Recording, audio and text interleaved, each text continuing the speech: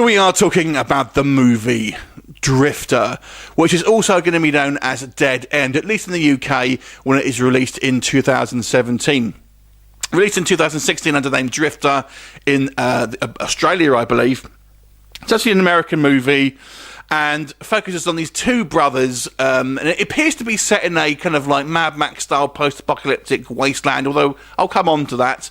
And anyway, we have these kind of two brothers, and they are basically traversing the landscape, trying to survive, actually doing this kind of barren wilderness, stealing, killing, etc., etc. Then they end up in this kind of strange town where it seems to be inhabited by a bunch of criminally insane cannibals, and inevitably there's a run-in with them. So, let's talk about Drifter, aka Dead End. So I've got to say this is a movie of two halves for me. I want to talk about the overall tone of this film. So I wasn't quite sure, like I said, where this film is basically supposed to be taking place. Is it a post-apocalyptic future? It never actually explicitly says that, but the aesthetics and the kind of the little bit of information that we are able to kind of glean suggest that it's so. They make reference to they have the only working car, food is scarce, there seems to be no other kind of civilization, but no one ever explicitly says anything, so it could be in the deepest, darkest wilderness in the desert somewhere, who knows. But anyway, because of that, I feel the actual film lacks a bit of world building. You don't really know what you're watching. And it goes to hand in hand with the actual brothers who are the main characters as well. I feel that their sort of characterization is a little lacking in this film because of that.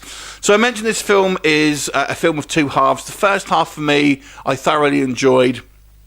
It's a kind of stylish but very violent slice of grindhouse cinema. But the second half is definitely seems self-indulgent and kind of like just meandering and doesn't really go anywhere. The pacing is well off. So the first half of this movie really focuses on these kind of two brothers and their relationship and what the kind of things they have to deal with. And that part of the movie I thoroughly enjoyed. There's some fantastic camera work here. It reminds me a lot of kind of Robert Rodriguez style filmmaking. Definitely this kind of like this grungy kind of grindhouse feel to it, and has some kind of neat visual cues and kind of stylistic camera work, etc.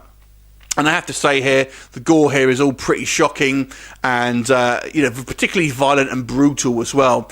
When once we get into the kind of the latter half of the movie, when we actually enter this town and we kind of see the kind of the townsfolk that are actually living in this place, then for me it really does lose focus. And unfortunately, it doesn't really seem to go anywhere. The plot really doesn't develop, and it spends far too much time just saying, look at these crazy characters, aren't they kind of bizarre and weird? But you never feel the plot really kind of progresses past that point. And unfortunately it kind of falls a little flat and ultimately becomes a little bit boring.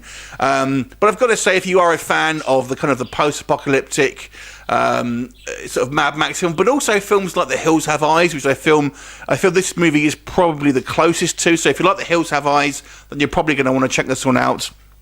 Sprinkle Hills Have Eyes with a bit of Mad Max, and there you go. So the overall film of this, I've got to say, as a film, I was somewhat disappointed because I was kind of losing interest towards the end of this film. But the first half of this movie definitely sort of kept my interest. But overall, I have to give this movie a 5 out of 10. Have you seen it? What did you think of it? Leave me a comment, and I'll look forward to seeing you next time. Bye for now.